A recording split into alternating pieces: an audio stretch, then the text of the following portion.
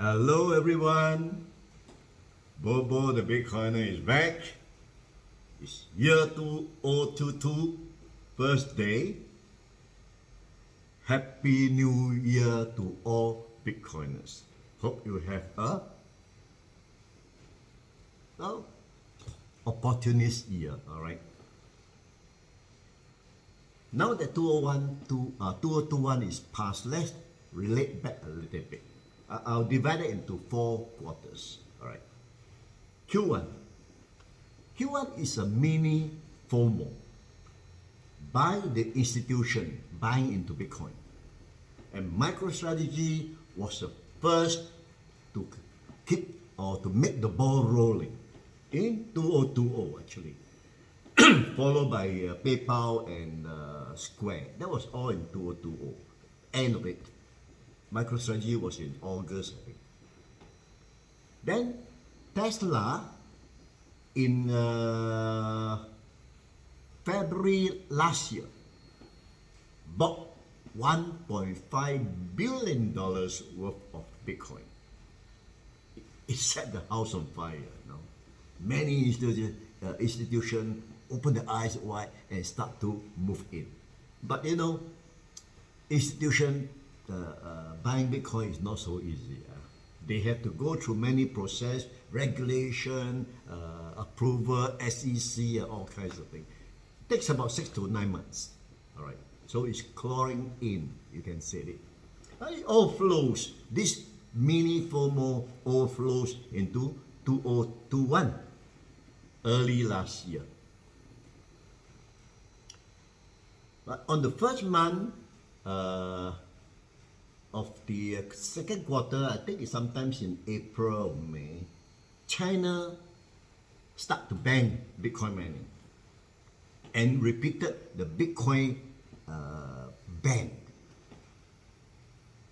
Elon Musk add in another fire with another part about Bitcoin mining, ESG, environmental issue.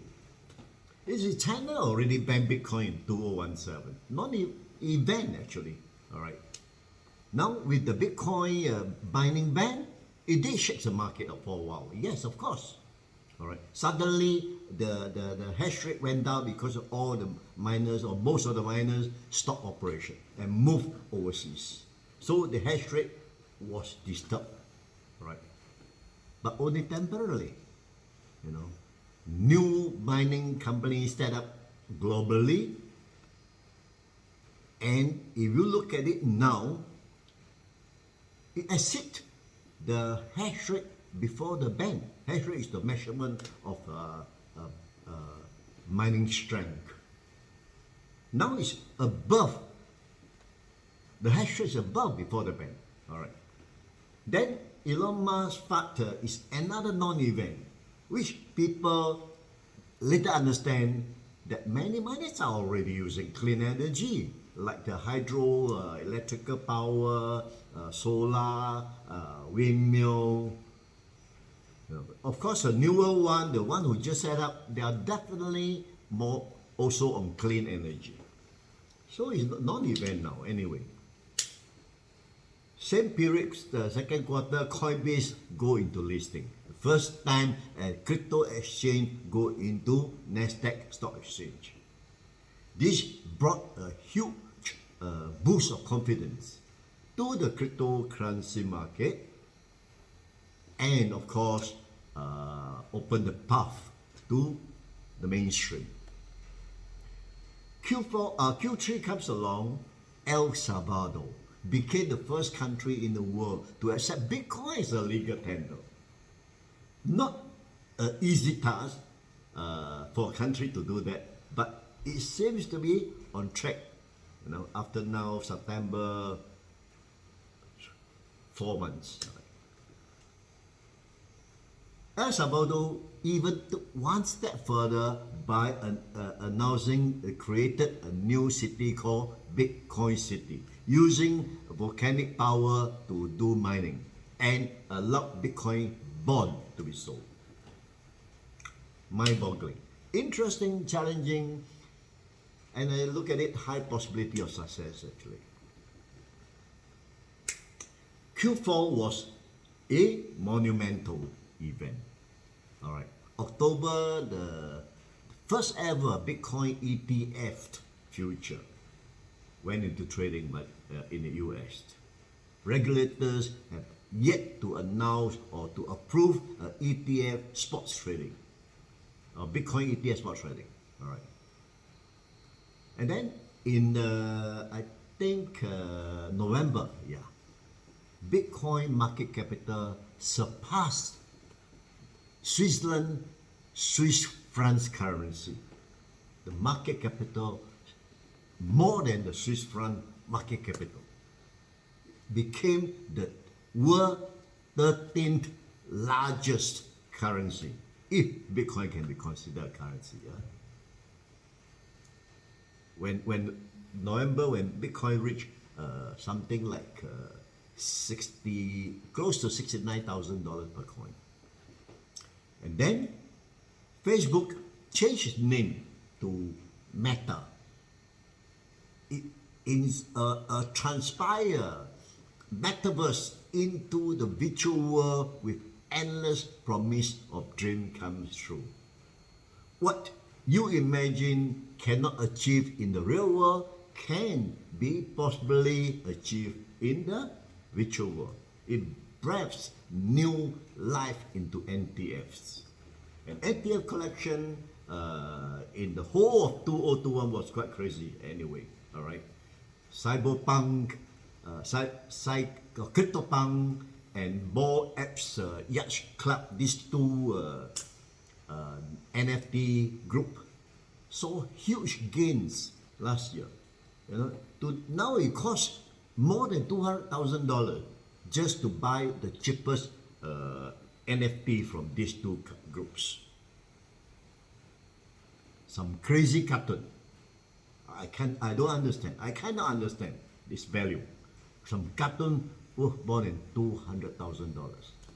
People buy, people make money. Of course, there was this record, Beeple's. Beeple is a guy who do the digital design of the 5,000 days NFT, which shows at 69.3 million US dollar, if you remember. All right, the largest to date, and to a Singapore guy, or a guy living in Singapore of Indian origin.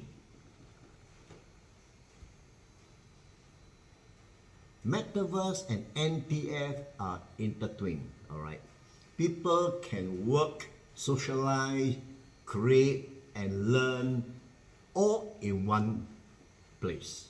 And gaming, especially the play to earn game, generate huge interest. XC Infinity, AXS, value shot up 31,800%.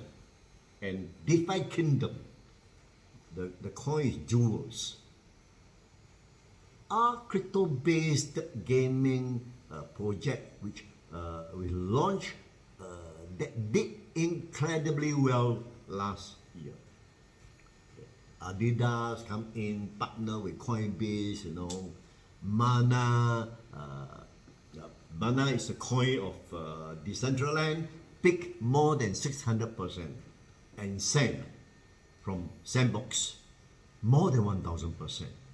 Both on November 25th last year. Outside of crypto, it seems that most tech-touching related companies are positioning themselves into the metaverse. Huge. Microsoft will be releasing Mesh for Teams, an Avita-based collaboration tool sometime this year, quarter 2 or 3. Dogecoin, okay. Last year story cannot be without Dogecoins. Right? After the hype in the first half of 2021 by Elon Musk, it went on the mid-year bear run. All right. Then it slowed down. Many thought had died off. Who would have thought that you can't keep a good dog down, you know? Jokes aside, there was definitely pump, all right? From September 7 to October 28, Shibu Inu, another dog coin, rose 1,624%, briefly entering the top of the top 10 largest crypto asset by market capital. Briefly. And flipping, of course, dog coin in the process. Stories of rags to riches were all over the market, all right? Some guys, or one guy, or whatever, with investment of $8,000 on Shiba Inu was worth $5.7 billion at its peak. All right. I don't know if it's sold or anything now. Anyway, the price has dropped down by at least 50%. Funny coin. I'll call it gambling coin. You know, the breadth of non-crypto companies eager to enter the metaverse indicate that 2022 might be the year of the metaverse. All right. And for sure, 2022 will be definitely a year of Web 3.0. Another great innovation. Both of these are just scratching the surface at the moment. All right. You know, without or people ask, what has metaverse and Web 3.0 got to do with Bitcoin? All right. Well, without Bitcoin, decentralization and blockchain ecosystem, there will be no Ethereum. All right. Without Ethereum smart contract, there will be no ICO, no DeFi, no NFT, and no metaverse. And without them, there will be no Web 3.0. It all boils down to decentralization and blockchain. Metaverse and Web 3.0 is all about decentralization, where nobody controls the platform. No CEO, no human involvement, all rule-based protocol run by the software itself. All right. And without decentralization, blockchain is nothing but a ledger or Excel chart. Decentralized blockchain makes it immutable, trustful, secure, and cannot be manipulated. Honest and unhackable due to its distributed ledger to all the decentralized nodes in the ecosystem. So my friend, 2021 was quite an eventful year, a lot happening. And I expect 2022 to be even more with this NFT, metaverse, Web3, going to be very interesting, exciting, and most cases offer a lot of possibilities. If you understand the crypto world, if you can capitalize on what you know and move into area that generate returns. Okay? Hope you enjoyed today's episode. I will continue this with another episode on 2021 software, layer 1, layer 2. We come to that later, okay? So, enjoy it. Don't forget to like. I see you next time. This year, of course, okay? Thank you for watching. Bye-bye.